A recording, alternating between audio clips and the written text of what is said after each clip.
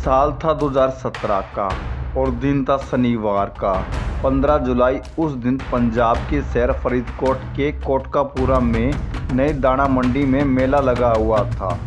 फरीदकोट के लोग मेले में एंजॉय कर रहे थे, बच्चे और महिला झूला झूल रहे थे।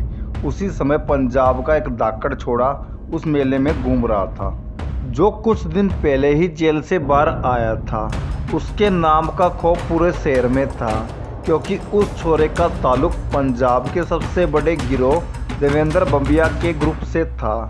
मगर उस धाकड़ छोरे को पता नहीं था कि कुछ बदमाश उसका पीछा कर रहे हैं, क्योंकि वह जब से जेल से बाहर आया तब से उसकी रेकी हो रही थी।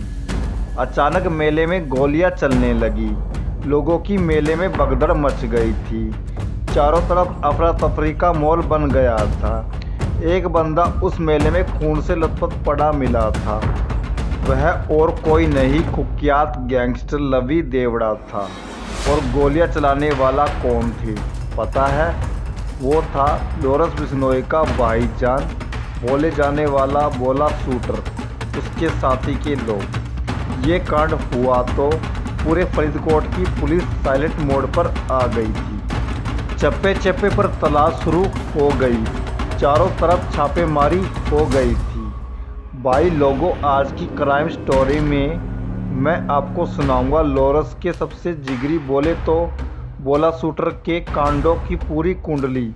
कैसे नॉर्मल सा दिखने वाला लड़का बना इतना बड़ा गैंगस्टर।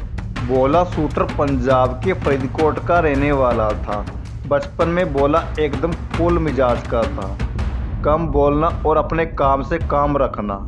भोला ने स्कूल की पढ़ाई ऋषि हाई स्कूल से पूरी की। आगे की पढ़ाई पूरी करने के लिए चंडीगढ़ के DOE कॉलेज में एडमिशन ले लिया। इस दौर में DOE कॉलेज में लॉरेंस बिश्नोई का दबदबा था और सोपू के बैनर तले लॉरेंस बिश्नोई सबका दादा था। मगर एडमिशन के दूसरे दिन भरत भूषण और भोला के ऊपर IPS की धारा 107 लग गई थी, जिसके बाद भोला ने लॉरेंस से दोस्ती कर ली और दोनों की यारी भी खूब परवान चढ़ गई।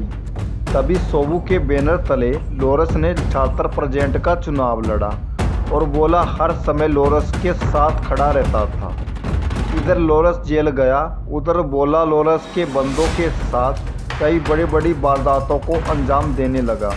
भोले का दिमाग घूमते ही वह पागल हो जाता और उसके बाद किसी का भी गेम बजा डालता।